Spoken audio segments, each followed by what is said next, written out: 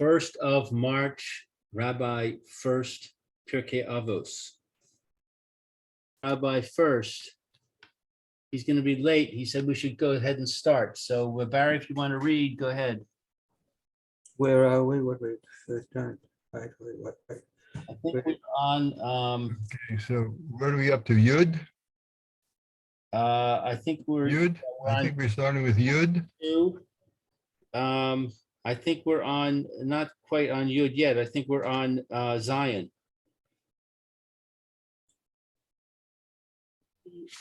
Amen. I think that's Zion? Okay. Starting number 9, weren't we? we're on No, nine. we did.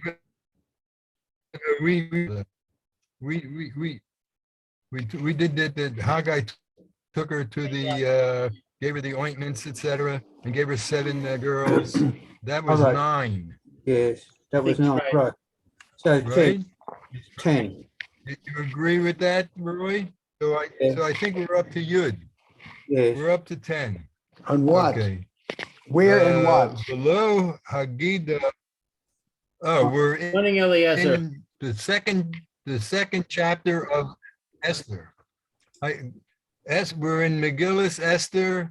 We're in chapter 2, Pasuk Yud. Okay,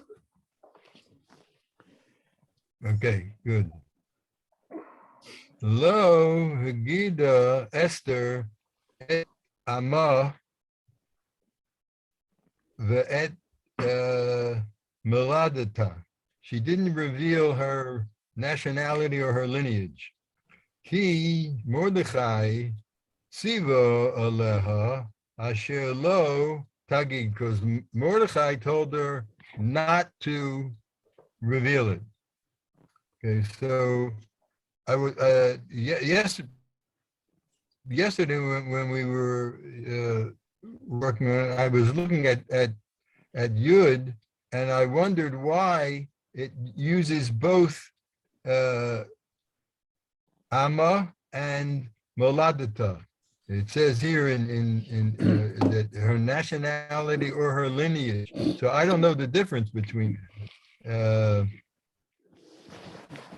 They seem It's what- they seem it's- to both the what same her- to me. it's what her family is and what country he was from.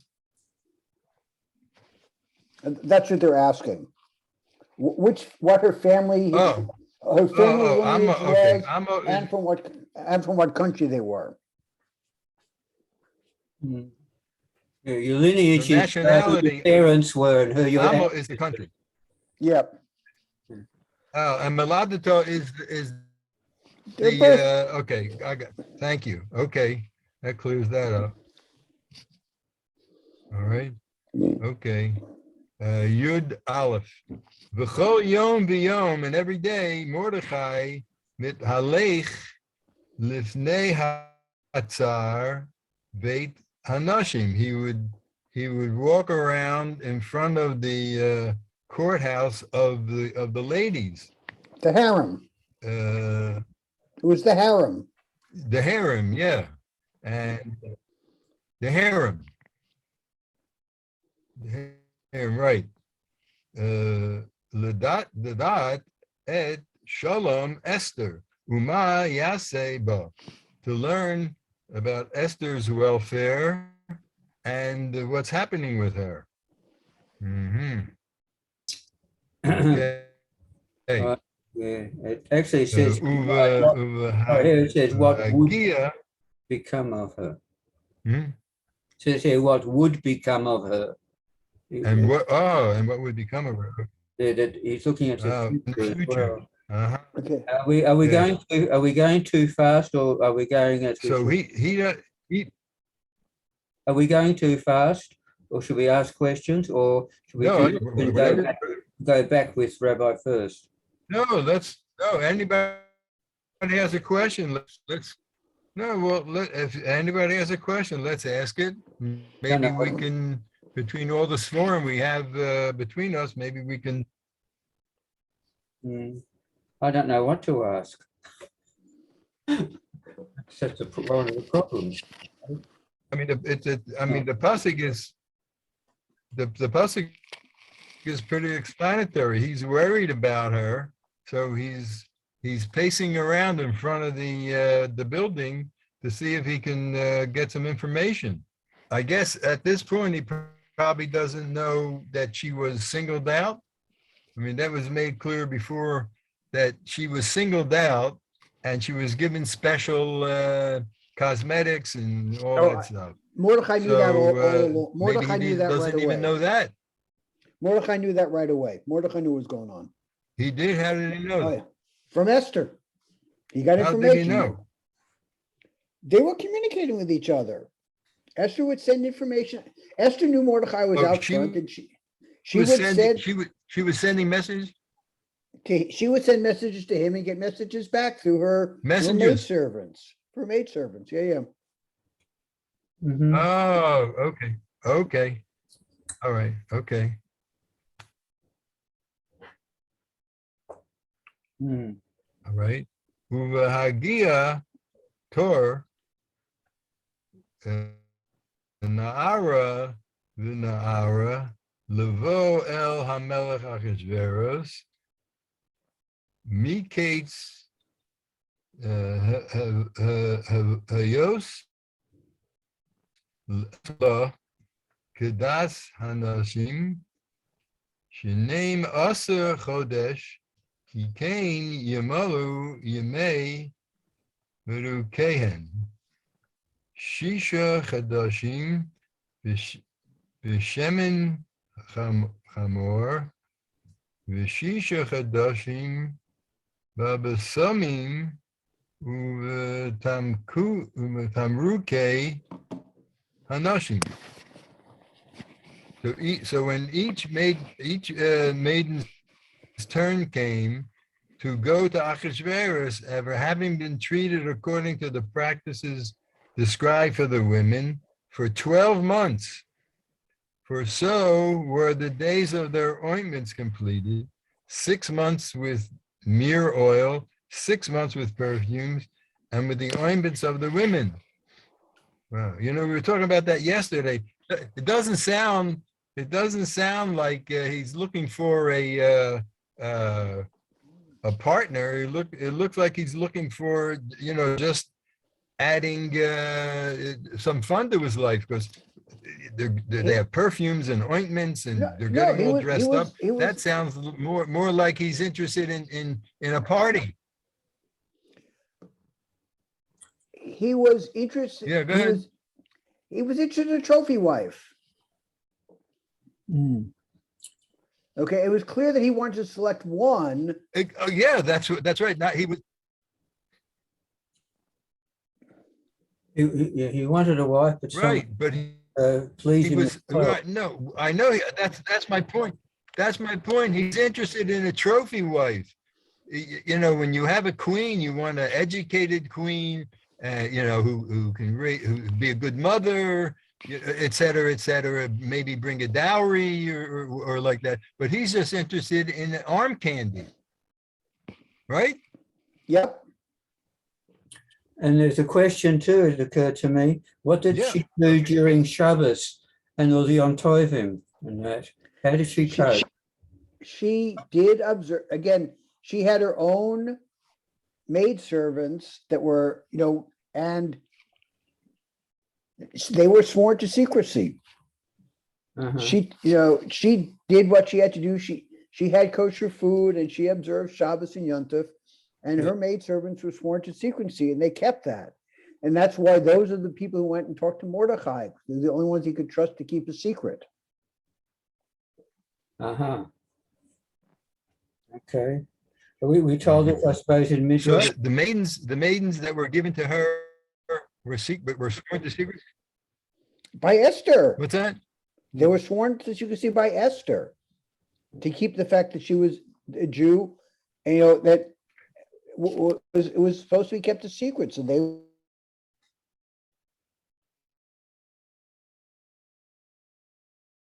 Midrash, is it? Or it's in the Gemara. the Gemara, is it? Oh, right, okay, in Megilla. Yes. Mhm. Yep. In Megillah. So the maid servants that were given to her by King Ahasuerus's people went over to Esther's They side? were her servants. They, you know, they All were- 6 of they- them, or all 7 of them? Whatever, they were her Pardon? servants and they did what she said. That was their tafkid in life, to serve. They just do what they knew if they didn't listen to Esther, they could get punished. So they were loyal Yeah, to but her. where were? Yeah, but she's hiding a secret from Ahasuerus. You would think that one of them would rat on her, you know, to make But- some points. I mean, they're servants, but where's their loyalty? Who are they working for? Their loyalty was Who's their feeding loyalty them? was to Esther, because if she was chosen, they would win. And if she wasn't chosen, they would lose. Hmm.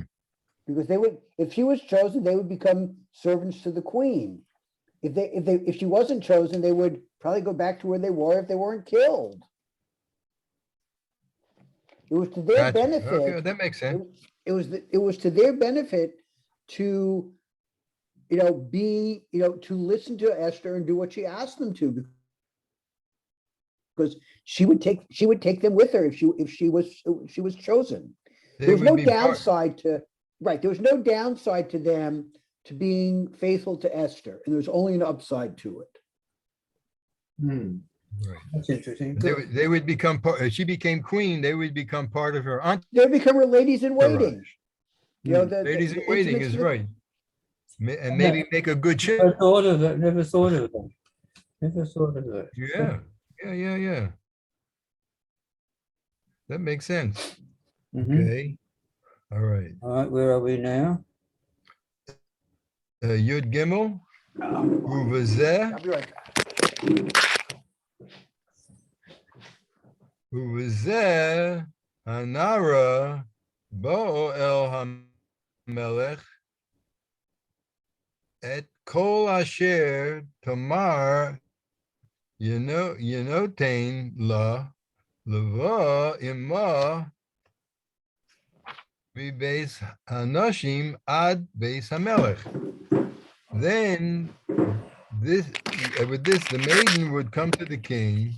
Whenever she would request, would be given to her to come with her from the house of the women to the king's house. So whoever was chosen would come to the king.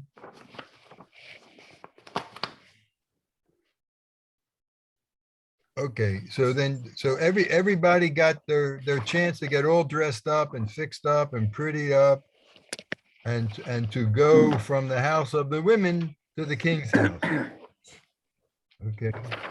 And she would spend the night with the king, I Yep, would imagine. Yep. Right? Thousand One Arabian Nights. Uve'erev hi uva baboker. And at the night, and in the morning she would Voker he shova el beit hanashim, and in the morning she'd go back to the house of the women. Beit hanashim. Shenei el yad shasgad. Sorim Hamelech. She would go back to the lady's house, the harem, to the custody of Shagaz, the king's chamberlain.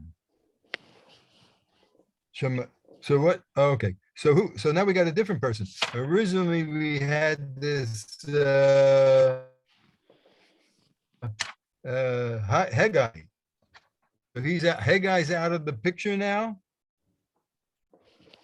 Now I don't the think so. Shashgaz. I don't think Haggai's out of the picture. I think he comes back. Hold on.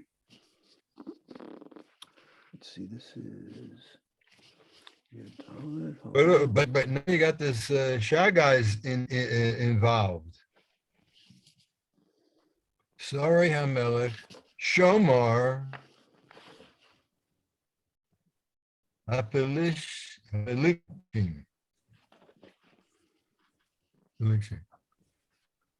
Okay.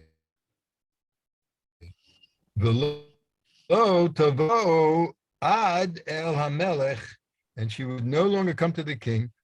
He wanted her. V'nikra b'shem, and unless she was called by name or number, I guess probably had numbers too.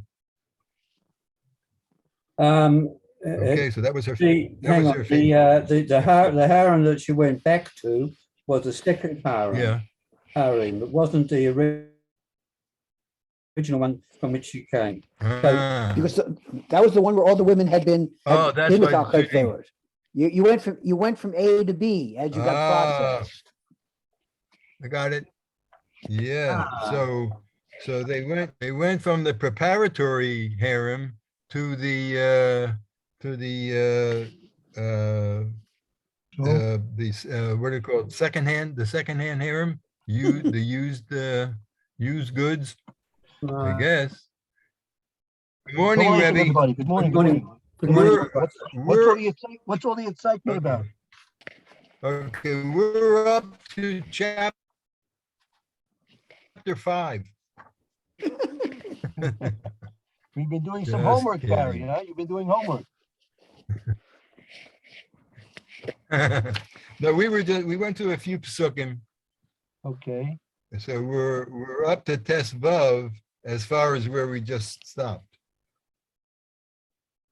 So Very good. Okay. Any Barry came up with a unique yeah, interpretation. go ahead. Explain, Eliezer. What was the interpretation? Only what did I Barry can do say, it justice. Eliezer? I forgot. Only Barry can do it justice. Go ahead, Barry. You're on the spot. What was that? What was unique? I was just reading psukim. I wasn't giving much commentary. Okay. All right. So let's go back a little bit. So let's see. What was Pasuk Yud all about? Pasuk Yud. Let's go back into Pasuk Yud. We'll start again. We'll get Okay. Give me a chance to catch. Sure. Okay. Okay. Lo Hagida Esther et Amma ve'et Moladata. She didn't reveal her nationality or her lineage. So my Chaverim helped me out with that. And they said that meant, I didn't know the difference. They said one is where she was born, where her citizenship is, and the other is her family lineage. So, Okay. Ki Mordechai tzivo aleha asher lo tagid, because Mordechai told her, don't reveal anything. Okay. Very It's good. very interesting that when everybody came, they had to present some identification. So but Mordechai managed to keep this all a secret. That's right. When you want to keep secrets, so you can keep secrets. Yeah. If you don't want to keep secrets, you won't. That's the general rule. All right, very good. Yeah. Now take a look here in Pirkei Avos and Perek Aleph, right? Mishnah Yud Zayin. Shimon Benoy Omer. There's the Shimon, the Benoy, the Ben of Yud. Yes? Shimon ben Omer. Shimon was known to say. Shimon ben Omer. Kol Yemei Gedalti Bein Hachamim V'lo Motzati Leguf Tov Ella Shetika V'lo Hamidrash Hu Hoikor Ella Amase V'chol Marbe Rabim Devorim Mibei Cheta. Shimon,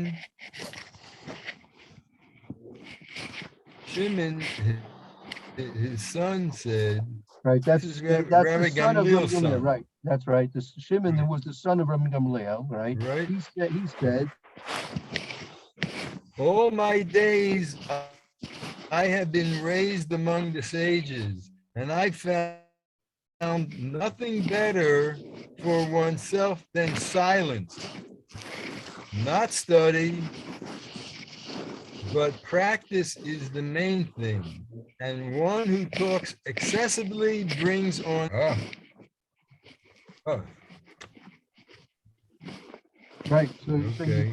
you see And from that this, we're that applying we that understand to Esther was Ben? raised by Mordecai, right? We understand Esther was raised by Mordecai, right? And you have he was raised amongst the Chachamim, and just as Esther was told by, and she learned from Mordecai, keep quiet, right? Don't blab. Also, Rabbi Gamliel told his son, he taught his son, obviously so, and that's what Reb Shimon is teaching us, that keeping quiet saves a person from a lot of problems. The more people talk, the more problems they can expect to have in life. The less you talk, the less problems you'll have in life. Hmm. Okay, and Okay. that was what Mordecai was mentioning to Esther. Let's keep things quiet. The less you say, the better off you are. Okay, let's go to Pasuk Yud Bey. I'm sorry, Pasuk Yud Aleph. B'chol Yom V'Yom. Yud Aleph. U'v'chol yom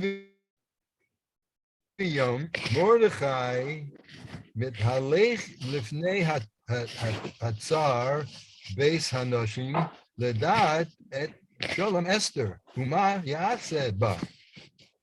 And every day Mordechai would walk in front of the court of the house of the women to learn of Esther's welfare and what would be done to her, what would become of her. Yeah. Okay. Okay, so now take a look in. So we had to keep that a secret too. Yeah, and also he was doing this every day, and he started to keep it a secret, right? So now, if you go to Pirke Avos, Yeah, in you still had to keep. sixth parak, what do you want to say, Barry? No. I'm saying he was obviously trying to keep this a secret too. Yeah, sure, for sure. He didn't want to. He didn't want to be. Somehow he wasn't noticed hanging around the palace. Oh no, he was part of the king's court. He had the sister be there. Oh, so okay, gotcha. Okay, take a look in the sixth parak on page 580. 580. Okay.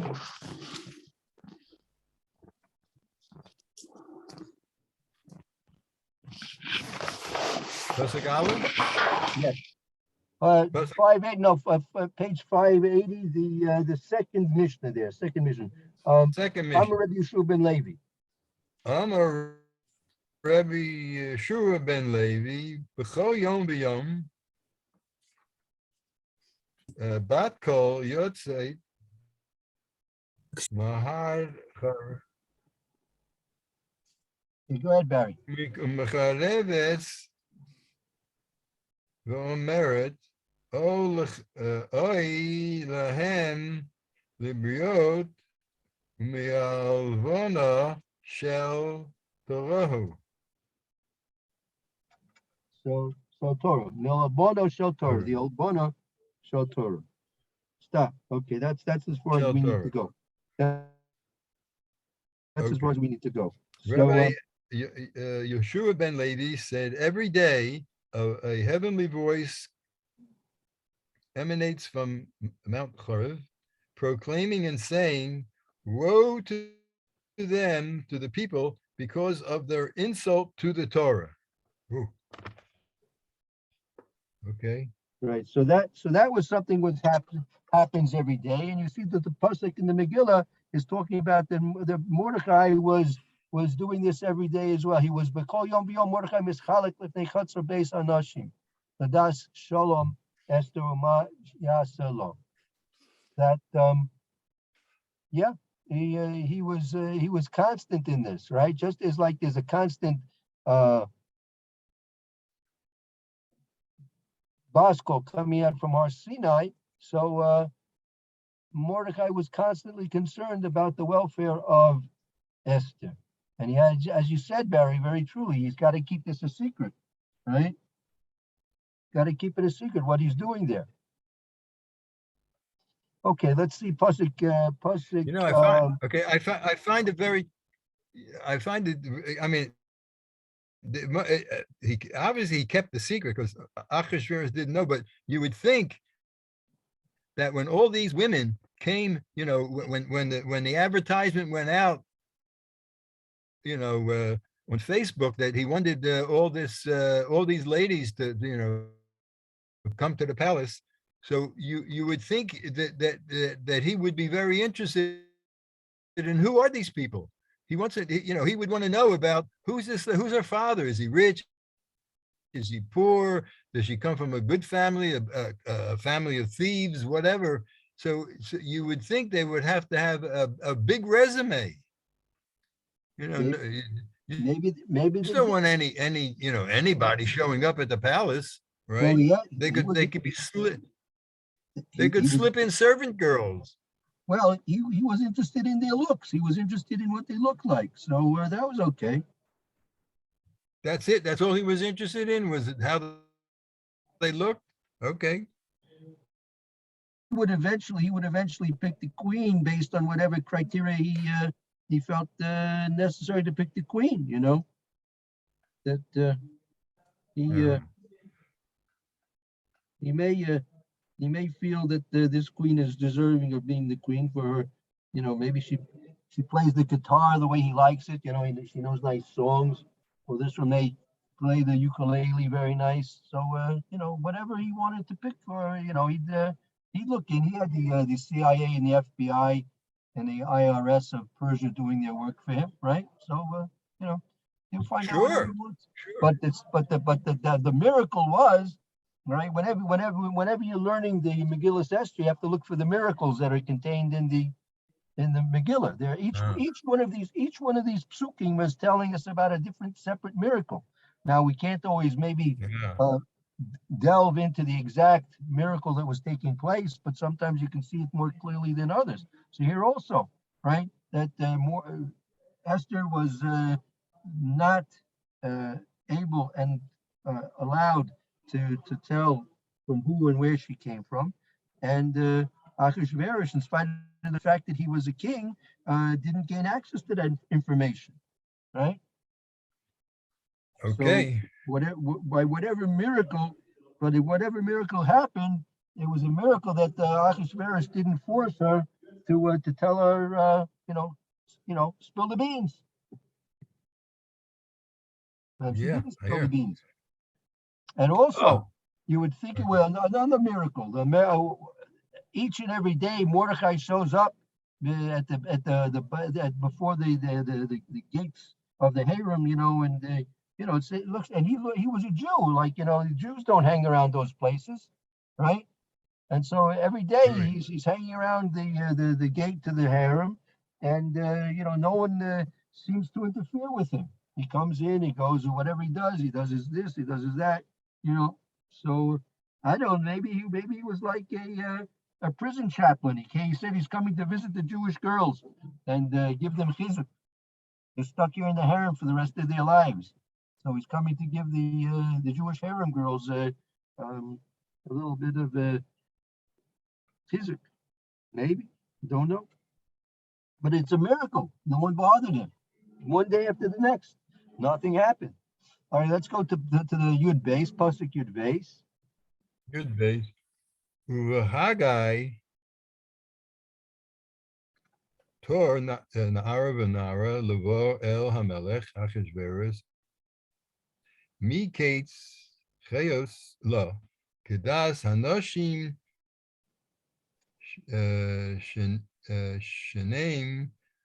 Shenaim Aser Chodesh Ki Kain Yimolo Yemei Merukehen Shisha Chadoshim B'Shemen Hamor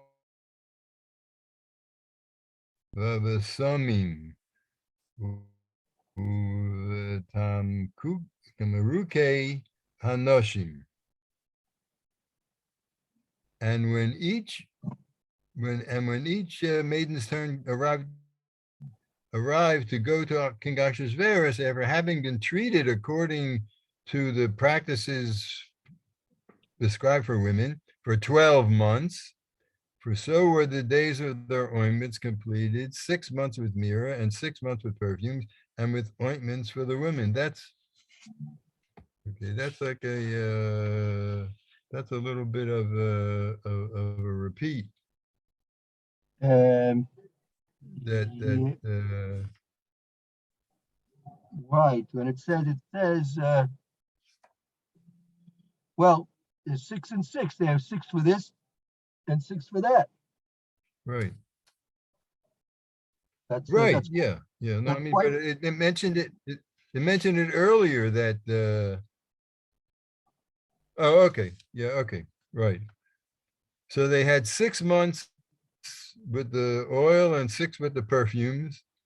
Okay, that's quite a beauty treatment, no? that's a lot of preparation. Yeah, wow.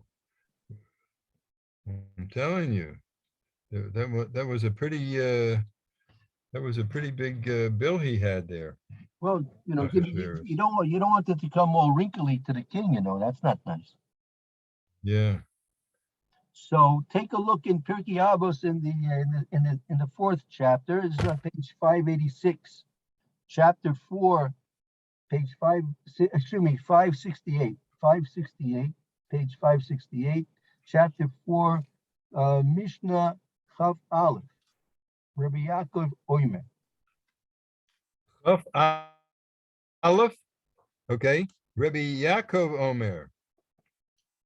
Ha'olam hazeh dameh lifrezdor mipnei ha'olam haba. Pardon me? Right. Go ahead.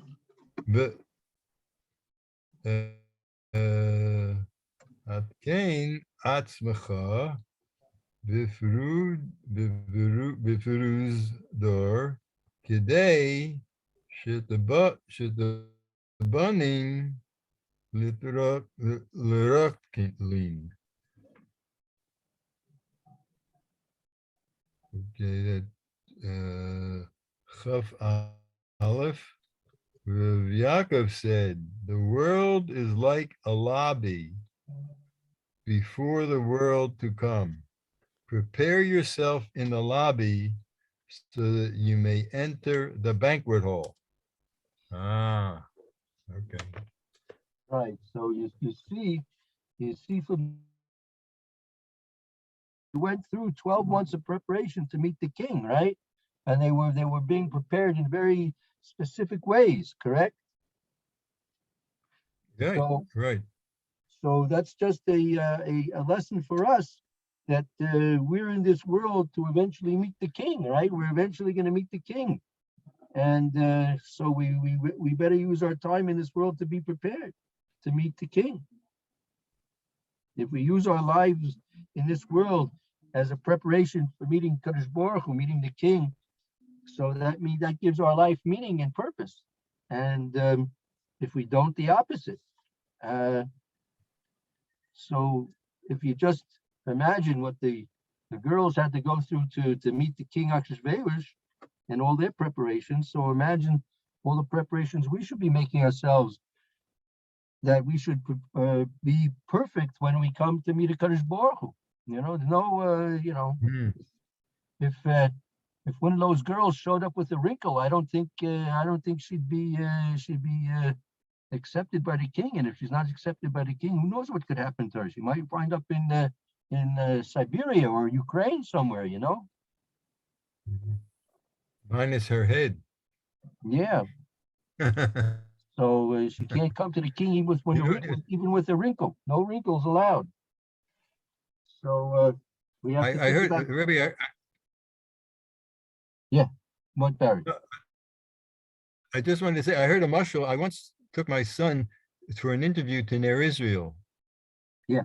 And we were there for Shabbos and heard a shir from the Rosh Hashiva related to getting into Shemayim. He said that, I forgot where he derived it from, but he said that a person's neshama is molded by their activities in this world. And you're supposed to behave a certain way. You're expected to behave. Each person individually has certain expectations, and if they fulfill those expectations, their neshama becomes correctly molded. And your neshama is a key to get into Shemayim. Everybody has a door that they have their personal door to enter the Shemayim, their personal gate, and their key is their neshama. And if their neshama is properly shaped, it will open the door. But if you didn't fulfill your ratzon, if you didn't fulfill your destiny, then your key won't fit. The Right. problem. Got to go back to the factory. Yeah, you got to get right. Exactly. You got to get a little more filing down here and filing down there to get your neshama in shape. So it's a similar idea to this. Very nice. I like that. That's very nice. That was Rav Ruderman. Who was the Rosh Hashiva then? No, it was. I think it was after him. Rav Feldman. I'm trying to remember the. No. Then it probably Okay. was. It was 20 years ago. 25 years ago. 25 years ago, I would say it would be. All right. So Okay. Yeah. who that would be, but he, I was in the back listening to the shir he gave to the Bachrim Very good. Very while good. my son had his interview, All right. and it really stuck with me all these years, that idea that you have a lock that you have to have the correct key for. Right. Very good. Okay. Let's go to the next pasuk. Yud Daled. Yudalid. Be'erev he, and in the evening, he ba'o baboker, he shava el beit hanashim sheni el yad sha'ashnaz sorim hamelech shomer hapilogshim v'lo tzava ad el hamelech ki im chofet ba hamelech v'nigra b'shem. In the evening she would go to the king, and in the morning she would return to the second house of the women, to the custody of Shagaz, the king's chamberlain, the guard of the concubines. She would no longer come to the king unless the king wanted her, and she was called by name. Okay. So that's what Roy commented, that's the second house. They had the house of the preparation, and then once she had visited the king and she was secondhand merchandise, she went to the second house. Right. So, good. Okay, let's go to the next pasuk. Tes Vav. That's Vav. Hagia Tor Esther Bas Avichail Dod Mordechai Asher Lokach Lo Leves Levo El Hamelech. I'm sorry. Lebas Lokach Lo Levas Levo El Hamelech Lo Biksha Levar Ki Im Et Hagi Hagi Chagai. Sorim Hamelech.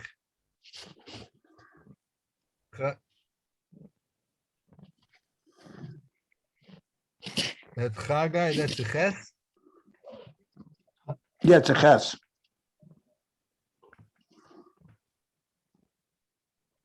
Oh, I have a hay here. Okay. No, Mhm. that could be, no, that's. That's A, you're right, it's A. Hage, right.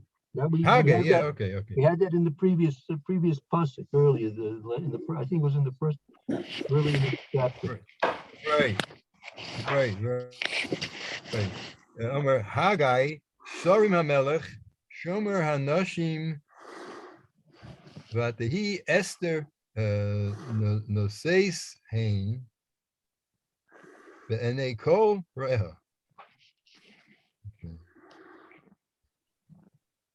So then, when Esther's turn came, the daughter of Abichail, Mordechai's uncle,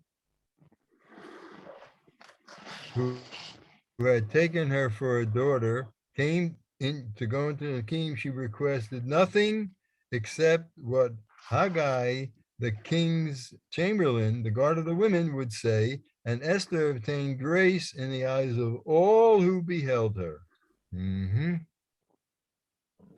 Wow. Okay. Let's, So this was again. So we learn from this. If these pesukim are all miracles that are happening. So there was a miracle that everybody was impressed by her. that was a very big miracle that everyone should have such an impression of Esther. That was a very big miracle. Yeah. Okay. Wow. Let's stop here. And we'll take a break for the Mr. Brochure in a few moments. Okay. And we'll continue tomorrow, Mitzvah Shem. All right, very good. Okay. Have a good Rebbe, I have a dental appointment, so I won't be coming for the second part. Okay, thank you. I Okay. appreciate you telling me. Good, I'm not coming for the second part. Everybody have a good day. Take care. Thank you. Okay. Thank you, everybody. Thank you very Thank much. you, Roy. Have a good afternoon. See you all soon.